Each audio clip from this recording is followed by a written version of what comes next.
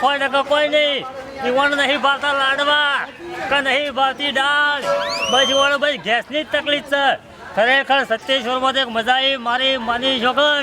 ખરેખર હવે લાડવાનો બાડવા ખાવાની મજા આવી ગઈ. ઓહો કેવો સ્વાદ હતો. મને મજા આવી ના હોટલમાં. જબરદસ્ત એક નંબર જમવાનું હતું યાર. ખરેખર લાડવા તો ઘરે હતા. લાડવા ઘરે હતા એકલા. શું કાકા આ હોટલ છે આપણો નીલકંઠ રોજ રોજ કોકને ફરવા આવો ને કોકને કહેજો કે હોય જમવા આવજો એક નંબરનું બનાવું છું. લાડવા ઘરે હોય છે, શાક તીખું હોય છે. અરે હો એવું બધું ના કહેવાય. ખરેખર ખાવાની મજા આવી. મજા જ આવે ને તે. શાક તીખું લાગે, લાડવા ઘરે લાગે. આટલું બોલો શું મજા આવી. મજા આવી ગઈ. જે જાડિયા ખરેખર હું તો પેટ ભરીને ખાઈ ગયો છું તે હેડાતો નહીં. કોણ કહેતા ને હું પોટ લાડવા ખાઈ ગયો તો. આવું કરી છે પોટ ખાઈ ગયો તો. પેલા શોમો કાકો છે કઈ બેહી રહ્યા પછી ખાઈને એકતા શોમો કાકો. હા એ તો આ પૂરીઓ એટલી મસ્ત હતી ને તેલ વાળી. 40 તો પૂરીઓ હું ખાઈ ગયો. 40 પૂરીઓ અમારા અહીં 40 પૂરીઓ છો મિલી. હા હોય 40 પૂરીઓ ખાધી. અલ્યા પેટ પાકું તો બધો ધોન તો પાકું નથી. તોય 40 ખાઈ ગયો. ખાવું તું કે તોય 40 ખાઈ ગયો. તમે ઉભા ખાવાની વાતો નહીં કરો અને આયા સુધી રાગ હેઠમાં રાખો. પેલા સંજયભાઈ નું કોઈ કહેતું નહીં કહે તો પાછા ઘોડે ઘો વાતો કરશી.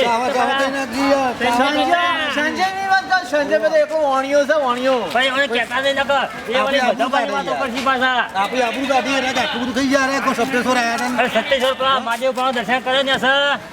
ગઈ ના આયા જ જતા. ઓ પેલા મહાદેવ પણ દર્શન કરવા પડે. આ પેલા એક જતા હાર ફેર જતો ફેર જઈએ. સાયમન આ શિવ શક્તિ હોટલ રહી ને નાસ્તા એક નંબર ગોટા બનાવે છે. એટલે યાર એની તો વાત ના થાય. એની વાત થાય તો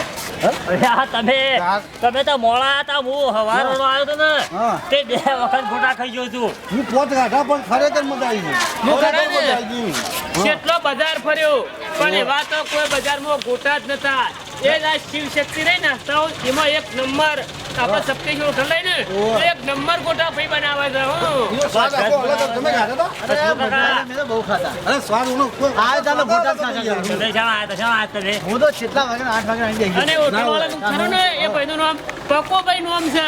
એક નંબર ગોટા બનાવે છે પકોભાઈ. ના હોય. તાણો જબરજસ્ત ગોટા બનાવે છે. આપવાનું મન થઈ જાય. ખાવાથી ખાઈને દાબીને ફેર જવું છે. રાકેશભાઈ અમે 4-5 જણા છીએ. ગોટા ખાવાના છીએ યાર. દાદા છે કે બનાવવાના છે?